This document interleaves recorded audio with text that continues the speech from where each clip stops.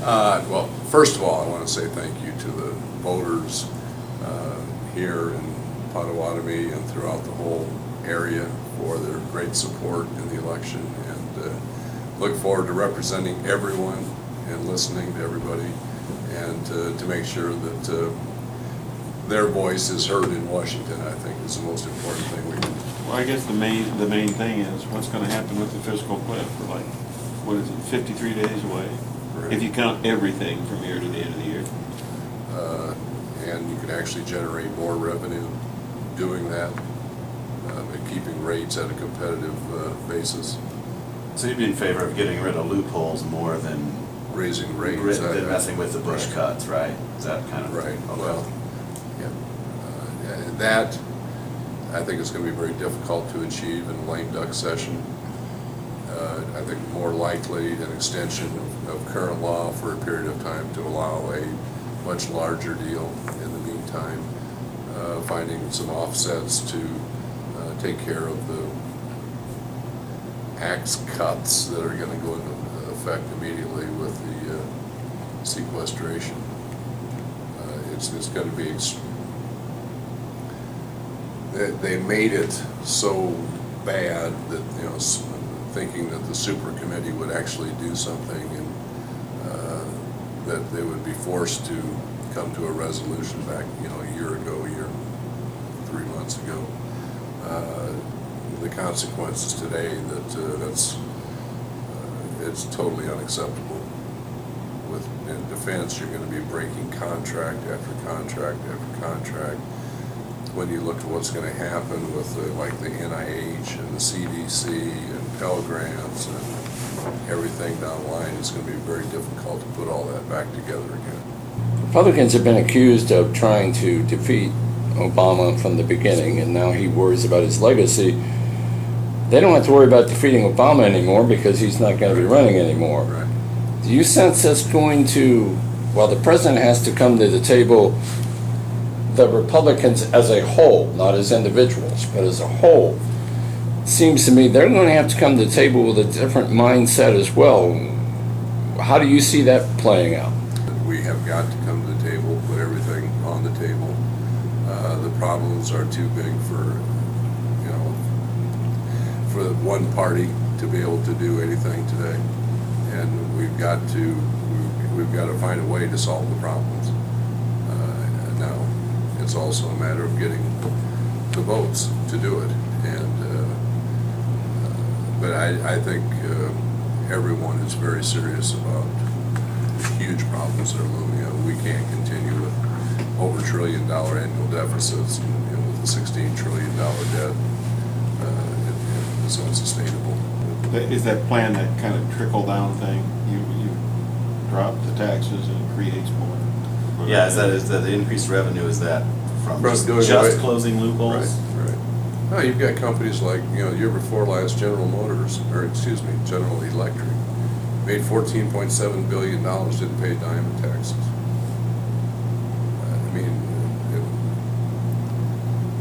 It can't happen. Everybody's got to contribute, obviously. Doing that doesn't break any pledge or anything else. It basically is tax reform that would actually make us more competitive in the world and also be much fairer tax Does reform. Norquist see it that way? I don't care. I don't know. I mean, I saw the thing I on don't 60 know. Minutes, and he said that, if you break your pledge, or anybody that's signed the pledge, it breaks it, they'll do everything they can to take you out of Congress.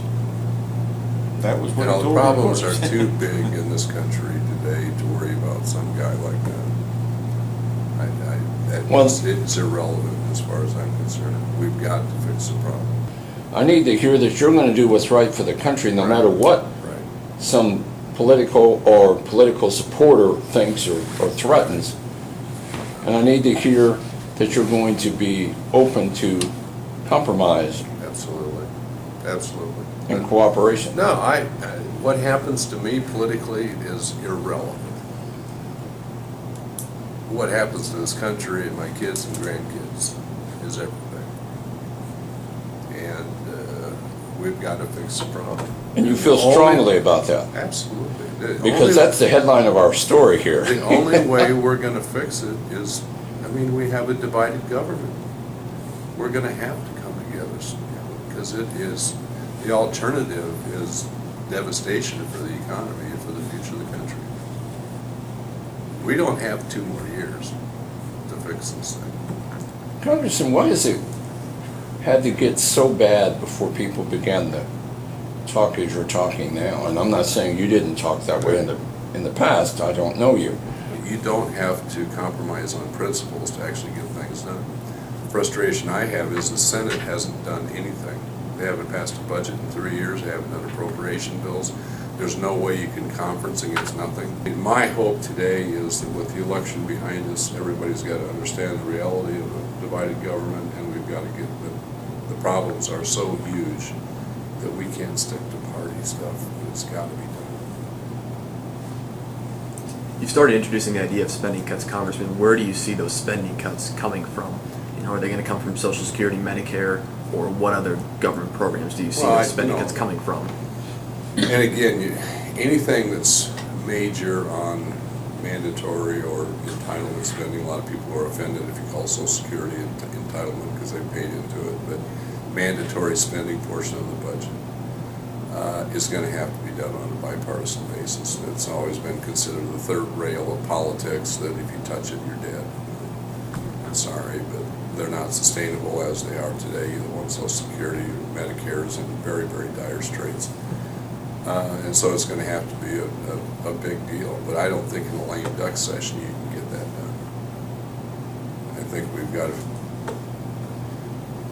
give ourselves at least some time to everybody come together and take the partisan stuff out of it. If you go back to what happened in the past, like with Reagan and Tip O'Neill, I mean, they actually sat down, worked it out, saved Social Security for another couple decades, basically, with the changes they made. It's going to have to be the same type of agreement. But I'll just tell you, I've been there long enough. There's a very perverse incentive in Washington to always, have a new piece of legislation. You don't get kudos for going home and say, I got rid of this program or that one, but if you come home and say, look what I passed, even though it's going to spend more money. As an appropriator, I can tell you I've paraded people in my office. I had 3 hours every afternoon, every 15 minutes I'd meet with constituents from Iowa. I have yet to have one of them ask for less. It's true. If John Boehner were able to sit down with the president like Tip O'Neill did with Reagan, do you think that the Republicans in the House would even coalesce around that? I mean, you guys kind of have a little split party, it seems like there right now. I think you could garner 218 votes in the House. There would be some Republicans and some Democrats who never vote for anything. But I think if there is a bipartisan agreement with the White House, with the Senate, I think you can get it passed. Do you think the general feeling in the Republican Party in the House is that you have to get something done regardless of your political career? Oh, in my mind, it's not even political. I mean, if you heard what the speaker said yesterday, what was told to us in the conference call yesterday, and what I don't talk about private conversations, but it can't be political at this point. That's why no one's laying down any kind of gauntlet or marker. We've got, the problems are too big. I honestly think the vast majority of people understand on both sides of the aisle that the election's over. The problems are so huge that we've got to address them. That spirit seems to be echoed on both sides of the aisle. How good of a start is that in your mind to see people already know that the election's passed and willing to broach that idea of compromise, working together between different parties? Well, I think it's necessary for one thing, and a lot of people have the realization that that's the only way we're going to get anything done, because again, we can't, it's so serious that we can't do otherwise. We've got success or failure is not an option as far as I'm concerned. but it will also take the president to actually get engaged. I mean, I've had great frustration personally, not only with my work on appropriations and all that, but, you know, I served 6 years in Congress under Bill Clinton, 8 years under George W. Bush. Both President Clinton and President Bush had liaisons from the White House, always in your office. You might not have agreed with them, whatever, but they were always had a relationship. I have yet to see a person from this White House in my office in almost 4 years. They have been totally disengaged. And that's without that kind of interaction, without any kind of leadership, it's hard to get things done. So I'm hearing you say, and we always go back to the Ronald Reagan, Tip O'Neill comparison. I'm hearing you say Speaker Boehner is ready to become Tip O'Neill if Barack Obama is ready to become Ronald Reagan. Absolutely. Congressman, do you think there's a growing divide in the country beyond political affiliation? If you look at all these exit polls that CNN, NBC, and all of them are great at doing, and you start to paint a picture of the Republican voter, that voter looks a lot different than the picture of the voter you paint for the Democratic Party. Are we beginning to become divided as a country by reasons other than political affiliation?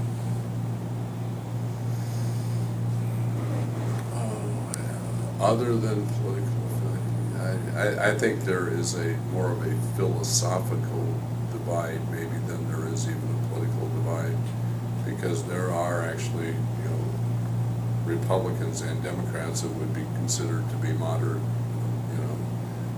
but philosophically, I think there is a true divide as to the direction of the size and scope of the federal government, and how much more control Washington has over their lives, and people who want more and people who don't. I think that's more of the divide maybe than. Well, locally, I mean, what are your plans now? I'm sure you're gonna open an office in Council Bluffs, I would imagine. Any timetable on that? Kind of- Well, my expectation is we'll be up and operational the day I'm sworn in the new Congress.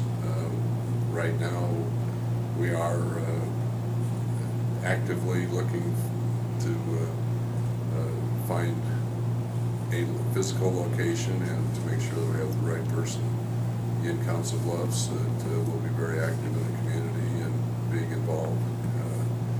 That's the way I've always run my office. We have always had someone in each of the counties every month with open office hours. That's something that I absolutely believe that you've got to have. Not everybody's going to be able to drive to Council Bluffs or to Creston or to Des Moines. So that's why we've always had outreach in every county. We'll continue to do that. But no, we will be up and operational. Look forward to it. You see, Great part of the state to represent. we're a day late in asking this question, but who's going to be the Republican nominee in 4 years? They started talking about it yesterday. Please. I just heard that when Governor Branstad's got some kind of a fundraiser or something, and Marco Rubio is going to be the special guest. It'll start. I mean, There used to that's be. the great thing about Iowa. We see them all.